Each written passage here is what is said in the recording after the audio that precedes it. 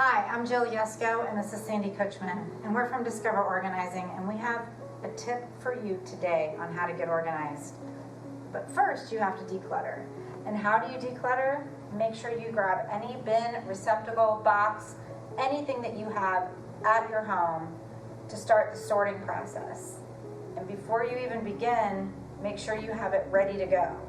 That's a big problem that we see with our clients, is that they don't have the bins and boxes ready to go. They just start the sorting process. So if you're getting ready to decide on what to keep or toss or sell or donate, donate's one of my favorites. Hey Sandy, Yes. Can I have that lamp? Sure can.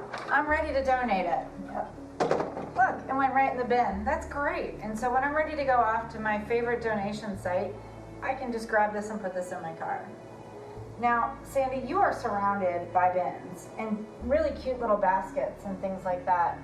Should I go out and get all of my bins now to put all of my newly organized stuff in, or should I wait? Good question. You definitely want to wait until you have finished your declutter process and the beginning of your organizing phase so that you know what you'll need. And use what you have at home. That's what we tell our clients. Be resourceful, use what's in your cupboards, use what's in the basement, pull those things out for your zoning and your staging areas.